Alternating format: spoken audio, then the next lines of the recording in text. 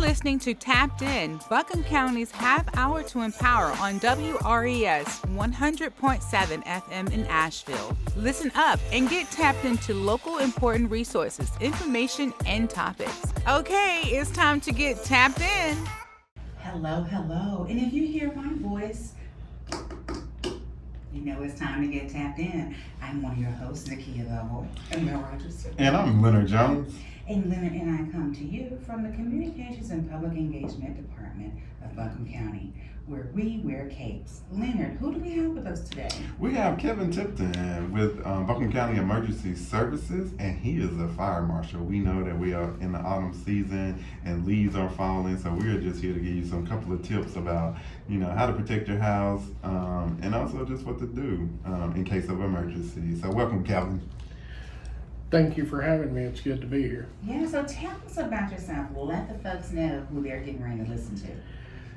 My name's Kevin Tipton. I've been with Buncombe County Emergency Services for about 10 years. Been the fire marshal for the last 3 of those. Wow.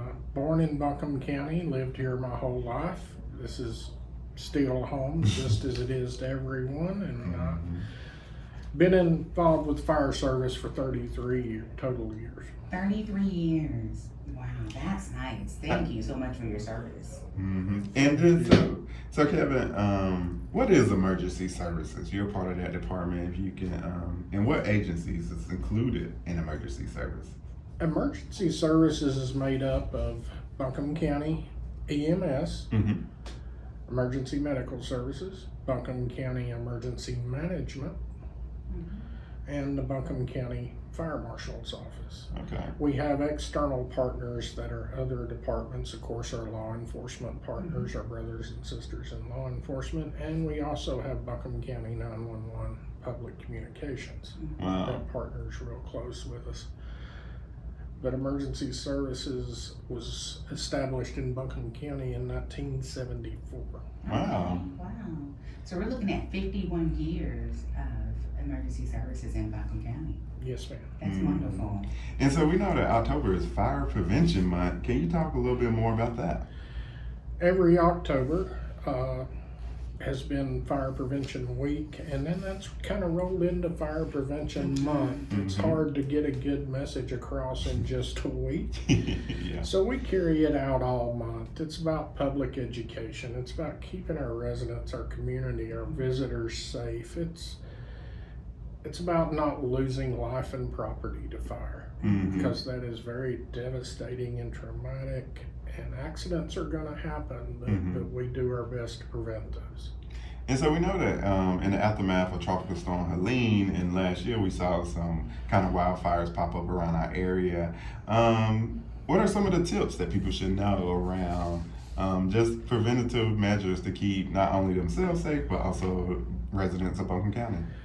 Well, the most important thing for every single person that can hear my voice, have a working smoke alarm, have a carbon monoxide alarm if you have fossil fuels in your home. Yes.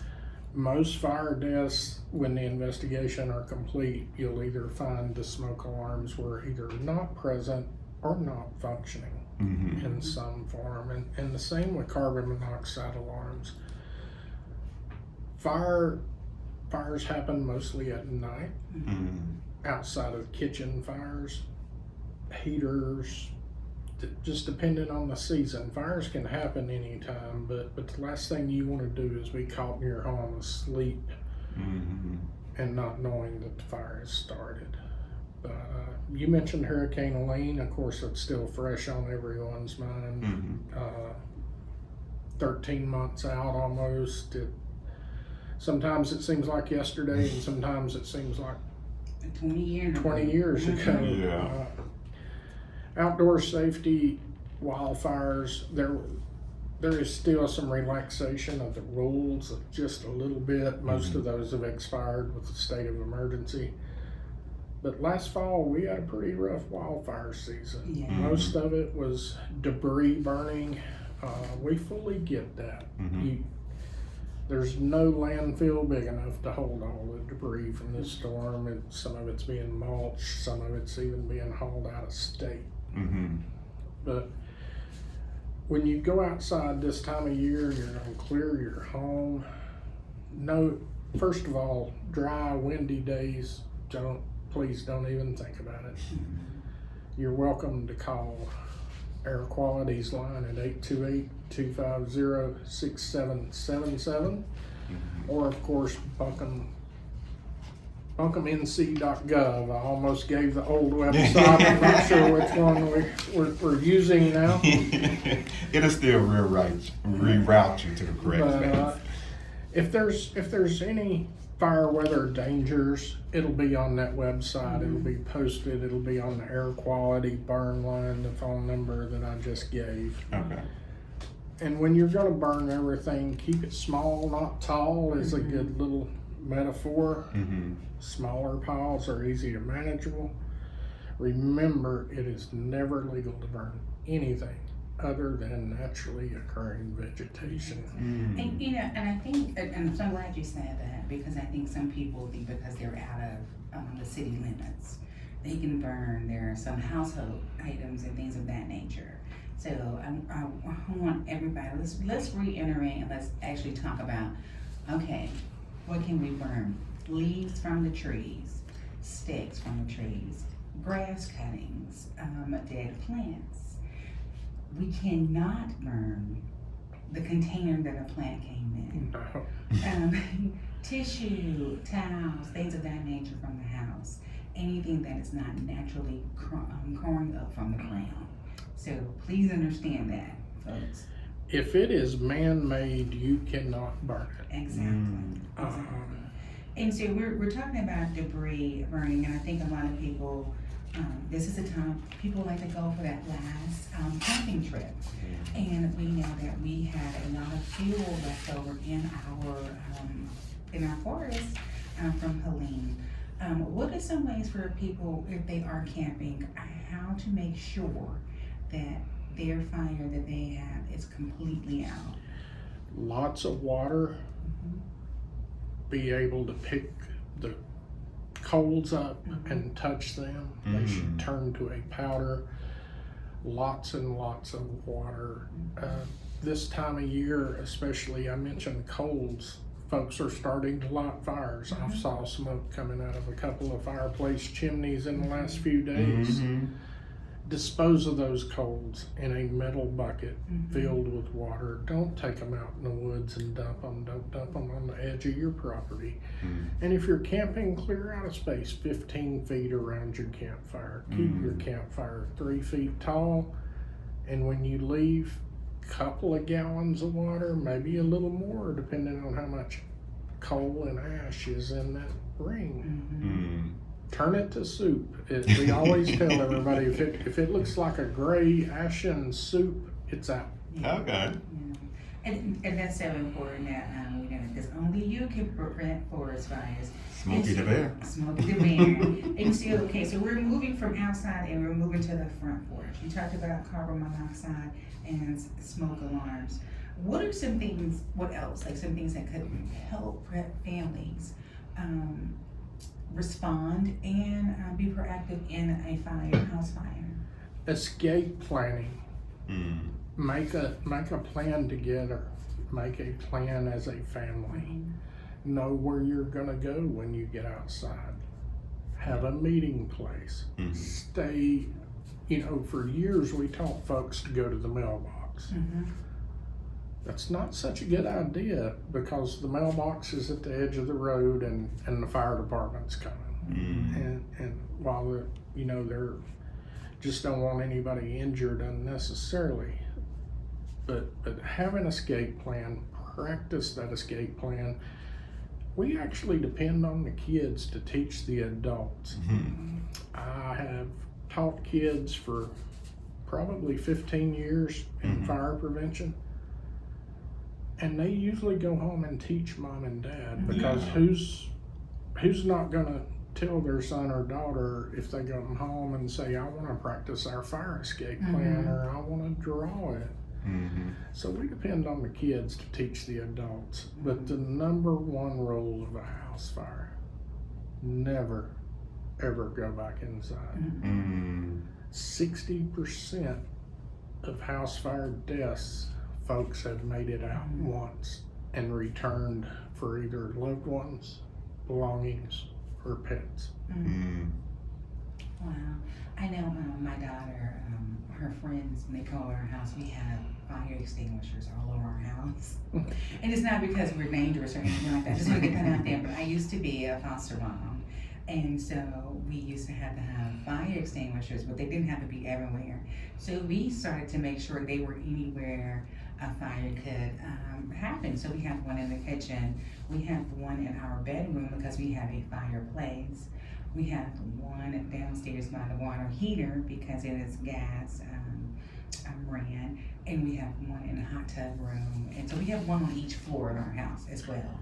Zakia, you need to come to work with emergency services and help me start teaching. Yeah, and I tell people all the time, it's like, I haven't been a foster mom in years, but we update our fire extinguishers and our fire smoke alarms. You can also get your smoke alarms ran through your electric system, and that way it's not, it's not that big issue of changing the battery all the time because they're on that. They still have a battery. Yeah, they still have a battery, but it's like they're all like on the same system, so you don't have to worry about like this one going off, and then like if you're downstairs you don't hear it. They all connect in together, and so it's just one alarm that goes off, and so it's really cool. If your home was built after 1999, that became code. Yeah. For new homes and for HUD. Housing and Urban Development regulate mobile homes. Yeah. So after 1999, any smoke alarm system is interconnected with hardware and a battery backup. Wow, I didn't know that. Well, see, my house was built in 1925. So you've upgraded. Yeah, we're gonna have a party next year for our 100th anniversary and birthday. But yeah, so we were like, okay, they kept telling us about this, and I was like, well, if that's easier, like how much does that cost? And we got a guy out there, and it just now when I over microwave something like a popcorn. The whole house sings, but it gets everybody. You're not worried about those loved ones. Did they hear it? Because everyone hears it. Yeah, that's smart. Yeah. Well, since you touched on that, November 2nd is coming up. Yes. It's fall of the year. Clocks fall back. Yes. We gain an hour's sleep. And you always hear change your clock. Change your battery. Yeah. Twice a year. Yes. Twice a year. So that's always a good time to remind folks of that. And with technology again, smoke alarms are on the market. They're about 10% price increase, but you can actually buy smoke alarms. You don't have to worry about the battery for 10 years. Is that trustworthy? You always hear that, and it'll be like 8 to 10 years, and a lot of folks, I've actually had residents call me, well, I bought this alarm 7 years ago and the battery's dead. Yeah. It depends on the manufacturing date. I know my husband and I, and ours last a long time, but he still checks them and everything. But it's always so funny, like I'm always waiting to hear the chirp, and I never do. Yeah. Because he's usually on it, but so maybe one year we should do a battery drive. We're on fall back and purchase new batteries, or something. We missed our smoke alarm drive this year, but several thousand smoke alarms were given away after a lien. To be used in the tiny homes, the campers, and even the tents, unfortunately. Okay. And I know also the carbon monoxide. Yeah, and I know a lot of alarms you got a little tester to make sure that it's still. I think I can push a button, and if it goes off, it remind me. So every one of them has a test button, and that's best practice once a month. Once a month, okay, that's good to know. So we had also talked around with house. You had mentioned, with house fires, cooking with caution. What's some recommendations you can give, especially around when you're in the kitchen? We got different types of fires that happen when we're in the kitchen. If you can explain or give us some tips to protect ourselves in those situations, which we do that every day, is cooking in our kitchen. Cooking in our kitchen, take Zakia's recommendation, have a fire extinguisher. Mm-hmm. That is the number one thing. Number two is never leave your cooking unattended. Mm-hmm. Most kitchen fires start from unattended or inattention to your cooking. Mm-hmm. We're all busy. We've all got our cell phones. We've all got our social media. That is proven fact. That has actually increased kitchen fires. Oh, wow. Inattention to the cooking. But you can have grease fires. You can have regular combustibles, be it paper, wood fires, Mm-hmm. or grease fires extending into wood furnishings. Mm-hmm. The biggest thing to remember is if it's a grease fire, cover it. Mm-hmm. Never put water on a grease fire, or work better than that. Again, I'll advocate every day for fire extinguishers in every kitchen. Okay. If you put water on that grease fire, you're going to burn yourself and you're going to spread the flames, and it's going to be a lot worse. It explodes. It just does that. You know how you go to a hibachi grill Yep. and it does that whole. That's what it does. And Yeah. can you put? And I know I've always heard the rumor, and I just want to. If it's not a true rumor, I want to. Can you put baking soda on it or flour, or is it just baking? Baking soda and flour Okay. will help. Will some cases extinguish the fire, but never put yourself in harm to try to put that fire out. Burns are the most painful injury you will ever receive. We had a resident burn this morning about 2:00. My phone rang at home. It was our dispatch center. And I don't want to get into specifics, but it was in a hard hit, a lean area. Mm-hmm. Living in a camper, refueling a generator. Generator was still hot. Gas, Yeah. temperature of the exhaust. And I think people don't understand that heat itself, it doesn't always have to be a spark or flame visible. That if it's an accelerant, and heat will combust as well. It's the vapors that the accelerant produces, especially with gasoline. Gasoline produces vapors. That's why you see static discharges causing fires at gas pumps. We tell you to never get back in your car, especially in the winter when you're purchasing gas. I think that the one thing that always gets me is you see the person pumping gas on their cell phone. And smoking. And smoking. Smoking will get you a ticket from the fire marshal. Oh, if wow. he sees you. Really? I didn't know that. That is a fire code violation, so that will get you a civil ticket of $100. I don't, I'm trying not to be a Karen or anything, but I go, you shouldn't do that. You could die and kill all of us. Well, But it's, it's. I think we live in the mindset of it won't happen to it me. won't happen to me. And but it's better just to be safe than anything. So I got another question. But let me clarify no. one thing. I don't want our residents to think the fire marshal's out here patrolling the gas pump. We will walk up and ask you nicely to please extinguish your cigarette or cigar at a gas pump. We appreciate that. So my question was, you had just made mention of it. So we do know in the aftermath of Helene, a lot of people did get generators. We also going into our winter months where people have generators in case of snowstorms. What's some tips around I got one for the first time, never used it before, but what's just some tips that you can do to do it safely?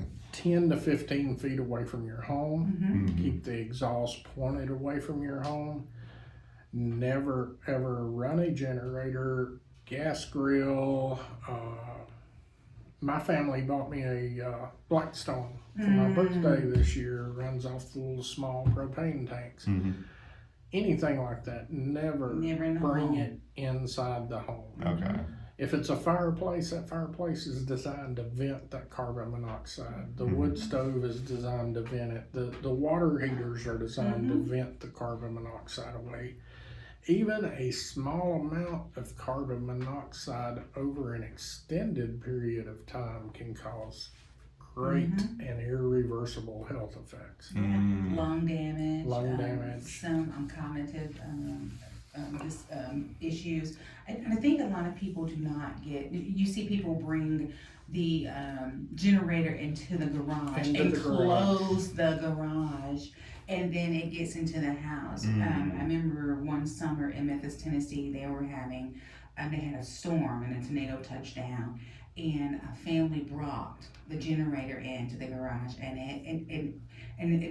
it happened that the entire family died. Wow. And that has been such a push. Please do not bring anything that is not designed to be in the house, in the home, to cook or to heat or anything of that nature. Never. Gas grills, generators produce probably the most carbon monoxide Really? Okay. of any. It'll produce more than a gas grill. So so what would cause a burn ban in Buncombe County?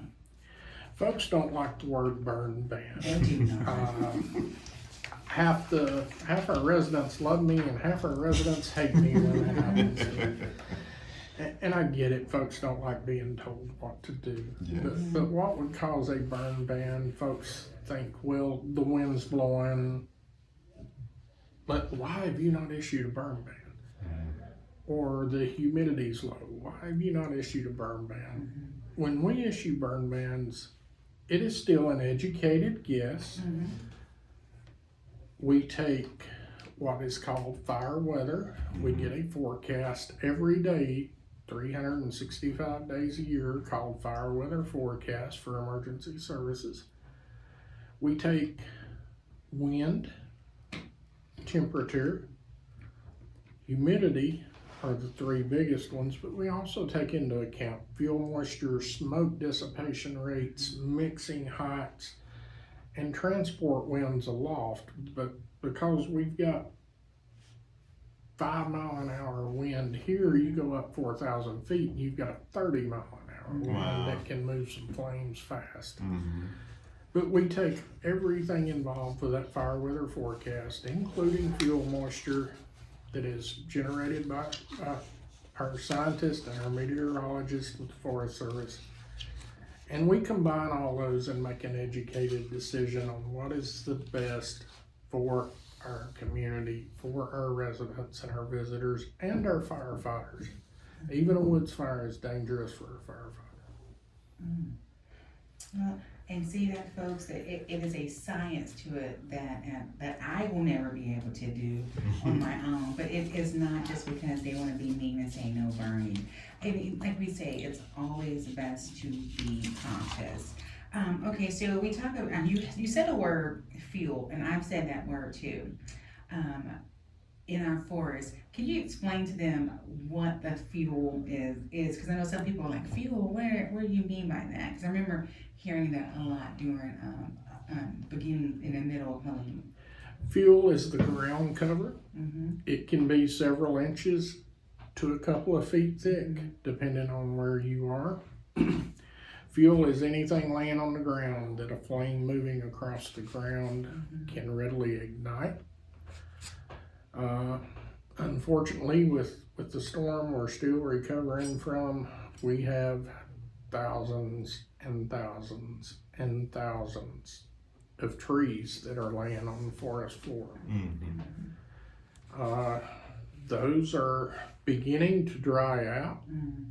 It's going to get worse before it gets better. But fuel is anything that a flame moving along the forest floor can ignite. Yeah, and what people don't understand, they're like, oh, well, it'll just go back to the earth. It takes a time to go back to the earth, and the thing is, it dries out and it becomes perfect kindling. It becomes just like just a matchstick, for lack of a better term. The drier it gets. We've had good moisture so far. I actually met with the Forest Service last week. We were in a meeting.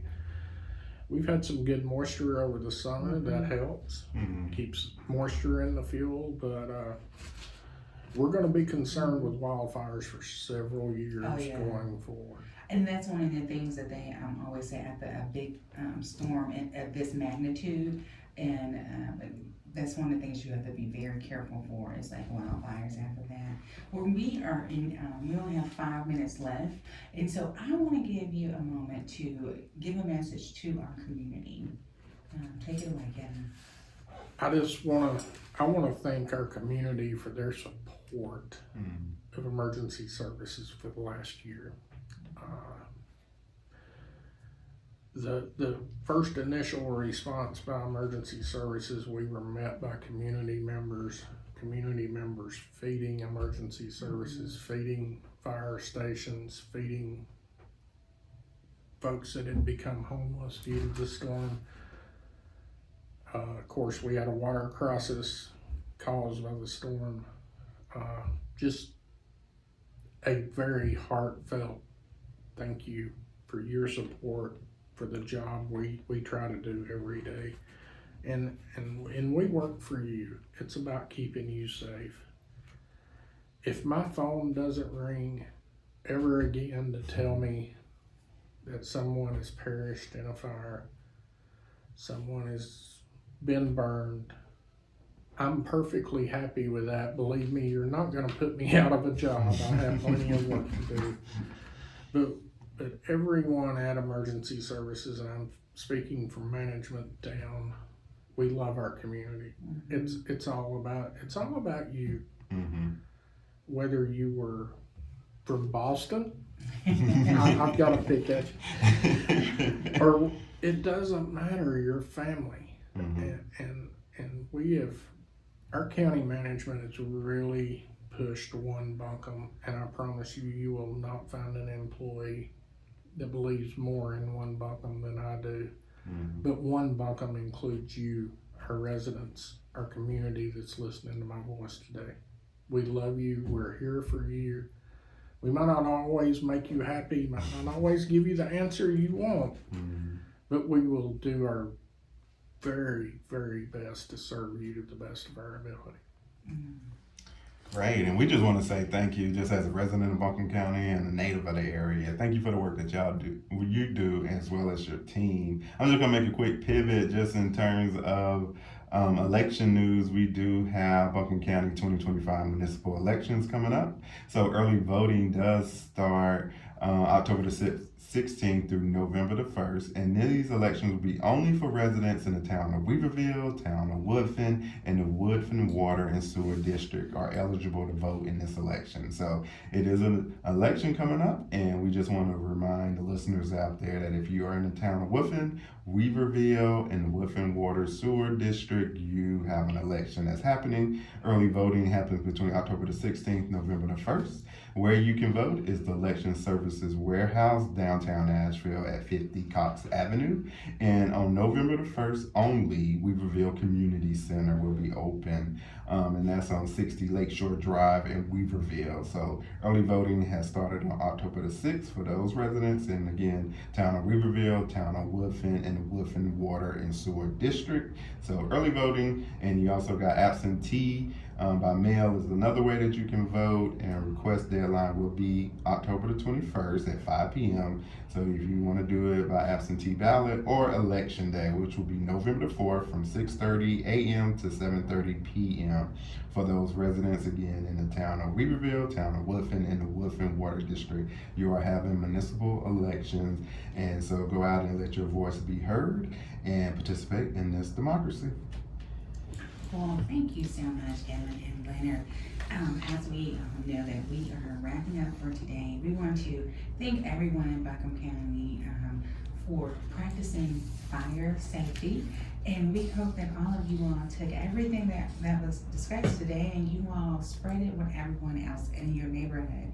If you ever have any questions, you can visit us at buncombecountyNC.gov. And remember, no matter where you are or what is going on, we are one Buncombe. We are here to help and support each other. And until next time, you've been tapped in. Thank you for listening to Tapped In, Buncombe County's half hour to empower, here on WRES 100.7 FM in Nashville. Stay tuned for more great episodes coming up.